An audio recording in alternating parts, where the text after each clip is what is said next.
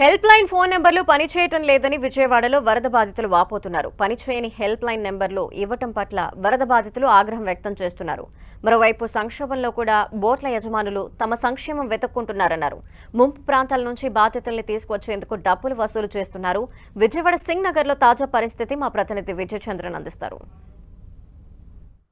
విజయవాడ వరద బాధితుల ఆవేదన వర్ణనాతీతం. ఎవరికి చెప్పుకోవాలనో ఎవరిని అడగాలనో కూడా తెలియనటువంటి పరిస్థితి. 3 రోజులైనా కూడా ఇప్పటికీ వారు చాలా మంది బయటికి రానటువంటి పరిస్థితి మనం చూస్తా ఉన్నాం. హెల్ప్ లైన్ కూడా పనిచేయడం లేదు అని చెప్పేసి వీళ్ళు ఆవేదన వ్యక్తం చేస్తున్నారు. మనతో కొంతమంది బాధితులు ఉన్నారు, వారిని అడిగి తెలుసుకుందాం. అమ్మా చెప్పండి, ఈ 3 రోజులు మీరు ఏ విధంగా కష్టపడ్డారు? హెల్ప్ లైన్ మీరు ఫోన్ చేస్తే ఎటువంటి రెస్పాన్స్ వచ్చింది? ఏ హెల్ప్ లైన్ లేవు, నెంబర్స్ చేసాము. అందులో నేను కాంటాక్ట్స్ ఓడా కాల్ అయితే ఒకటి, అజిత్ సింగ్ నగర్ అయితే ఒకటి ఒక నెంబర్ ఇచ్చారు. ఆ నెంబర్ కాల్ ఈ నెంబర్ కాదండి, మీ డివిజన్ వేరే నెంబర్ అండి అని ఆయన చేస్తుంటే కాల్ కనెక్ట్ అవ్వదు, స్విచ్ ఆఫ్. పోనీ వేరే వాళ్ళ నెంబర్ ఇస్తే డిఎల్ రావంట, ఆయన నెంబర్ అంటారు, ఆయన నెంబర్ స్విచ్ ఆఫ్. ఇంకోటి నాగేశ్వర్ రావంట, ఆయన నెంబర్ స్విచ్ ఆఫ్. నెంబర్ చేస్తుంటే ఎంగేజ్ తో ఉంటే బిజీ. ఫోన్ లో ఎంగేజ్ అందరూ చేస్తూ ఉంటారు కానీ చేసి అలసిపోయి కాకి నడుచుకోవాల్సింది. పొద్దున మా అత్తయ్య గారు మా పిల్లలు బోట్ మా బావగారు డబ్బులు ఇచ్చి మాట్లాడుకుంటే బోట్ వచ్చింది, మాట్లాడారు, వెళ్ళింది. పోకి రివర్స్ వసకం చూసి ఎంతకీ రాదు. ఇంకా ఆఖరి చూసుకొని ఇంకా మేము తడుచుకొని వచ్చాము. ఇంకా బోట్ వాళ్ళకి మీరు ఎంత డబ్బులు ఇచ్చారమ్మా? అది మా బావగారు ఇచ్చుకున్నారండి. ఆ అమౌంట్ ఎంత అనేది నాకు క్లియర్ గా అయితే తెలియదు. నేను హెల్ప్ లైన్ నెంబర్స్ ఉన్నాయి కదా, ఒకటి కాకపోయినా ఒకటేనా అవసరం కదా అని చెప్పి ఆ హెల్ప్ లైన్ నెంబర్ చూసి హెలికాప్టర్ పైన దేనికి వెళ్తారో కూడా అర్థం కావట్లే. ఆ హెల్ప్ అని చెప్పి నేను మేడకి హెల్ప్ అని చెప్పి రాసా, ఎవ్వరు లేదు. ఆ హెలికాప్టర్ తిరుగుతున్నాయి, మరి దేనికి తిరుగుతున్నాయో కూడా అర్థం కావట్లే. మేమందరం ఓటేసాం చూసారా, చంద్రబాబు నాయుడుకి ఆయన గారికి ఓటేసాం. మరి ఏమి రిజల్ట్? మరి వాటర్ ఎంత పోయిస్తారో, లేకపోతే కరెంట్ ఎలాగో లేదు. పిల్లలకి అట్లీస్ట్ వాటర్ ఇవ్వండి. ఆ నీళ్ళు మా ఏరియాలో అయితే ఒక ఆవిడ ఉన్నారు, ఆ పెరాలసిస్ ఆవిడ గురించి నెట్ నుండి చూద్దాం బోట్ వస్తుందని. ఆ ముందు ఎక్కించేసాం. మార్నింగ్ 4:30కి వచ్చిందండి బోటు. అమ్మ ముందు ఎక్కించేసాం, అమ్మ వస్తారమ్మా అన్నారు. 6ంటికి వస్తారండి, రండి. మీ ఇంట్లో మగోళ్ళు ఉంటారండి. మా హస్బెండ్ వాళ్ళందరూ అటుపక్క ఇది ఆ ఫ్లైఓవర్ అవతల ఇరుక్కుపోయారు. వాళ్ళు రానికే పోలీసులు రానివ్వట్లే. పోనీ మీరేమి చేస్తున్నారంటే ఎంతవరకు అందుతుంది? ఎక్కడ అందుతుంది? మా ఏరియాలోకి రండి, డోర్ నెంబర్ చెప్తే అక్కడికైతే హెల్ప్ లైన్ రావట్లే. అక్కడికి వస్తే బోట్ ఎక్కితే అందరూ వసడానికి రెడీ. పెరాలసిస్ ఆవిడ ఉంది మెయిన్, ఆవిడ తీసుకొని ఎవ్వరూ లేదు. వీధిలో 12వ లైన్ లోని ఒక ఆయన హార్ట్ అటాక్ వచ్చి చనిపోయాడండి. ఆ శవం కోసం బోట్లు అట్టుకొని తిరుగుతున్నారు. అసలు ఇంతవరకు ఎవరు వెళ్ళలేదు.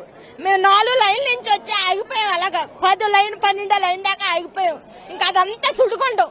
అసలు ఎవరు బతుకున్నారో ఎవరు చచ్చిపోయారో కూడా తెలియదు. అంత దారుణంగా ఉందండి. 2 రోజుల నుంచి ఫుడ్ కోసం ఎడుతూనే ఉన్నాం మేము. మాకు రెస్పాన్స్ అవ్వట్లేదు. పైనుంచి పైలట్ కూడా మాకు ఇవ్వట్లేదు. ఆ మూలకంతా నీరు మడుగండి. చిన్న పిల్లాడు ఉన్నాడు, సంవత్సరం పిల్లాడు కోసం మేము ఇంత పాకుళ్ళాడు వచ్చాం. మా వాళ్ళు ఇంకెక్కడున్నారో కూడా మాకు తెలియదు. మేము వెతుక్కొని వెళ్ళాలి. అంత దారుణంగా 11, 12, 10వ లైన్ 9వ లైన్ అండి. చాలా దారుణంగా ఉంది. బోట్లు అయితే వెళ్తలేదు, ఎవరు రెస్పాన్స్ అవ్వట్లేదు. ఒకవేళ ఆపినా సరే మా మీద తిరగబడుతున్నారు. ముసలావిడ ఒక ఆవిడ ఎక్కిస్తాను కూడా చాలా బాధపడ్డామండి. ఇక్కడ చూస్తే ఇంకా దయనీయంగానే ఉంది. బోటు వాళ్ళు కూడా డబ్బులు వసూలు చేస్తున్నారని చెప్పేసి ఇక్కడ వరద బాధితులు ఆవేదన వ్యక్తం చేస్తున్న పరిస్థితి. అంతేకాకుండా ఇక్కడ పరిస్థితి చూస్తే హెల్ప్ లైన్ విషయంగా ఇప్పటికీ ఆవేదన వ్యక్తం చేస్తున్నారు. గత 2 రోజుల క్రితం మనం దీనికి సంబంధించినటువంటి న్యూస్ ను కూడా కవరేజ్ చేశాం. అయినా అధికార యంత్రాంగంలో ఏమాత్రము మార్పు లేనటువంటి పరిస్థితి మనం చూస్తాం. ఆ హెల్ప్ లైన్ కు సంబంధించినటువంటి నెంబర్లు ఏమాత్రము పనిచేయడం లేదు. Switch off, out of coverage area ఇవన్నీ కూడా వస్తున్నాయి. దానివల్ల అటువంటి నెంబర్లు ఇచ్చినందువల్ల లాభం ఏముందని చెప్పేసి వీళ్ళు ఆవేదన వ్యక్తం చేస్తా ఉన్నారు. ఇక్కడ మహిళలను టైర్ల మీద కొంతమంది వాళ్ళ కుటుంబ సభ్యులే తీసుకొస్తున్నటువంటి పరిస్థితి మనం చూస్తా ఉన్నాము. ఈ బోటు వాళ్ళు డబ్బులు అడుగుతున్నారని చెప్పేసి వీళ్ళు చేసేటువంటి ఆరోపణలు చూస్తే కనుక చాలా ధైర్యంగా ఉంది. వరద బాధితులను కూడాను ఈ వరద బాధితుల విషయంలో కూడాను డబ్బులు అడిగేటువంటి దుర్మార్గమైన వ్యవస్థ ఎక్కడ ఈ లంచగొండ వ్యవస్థ కనపడతా ఉంది.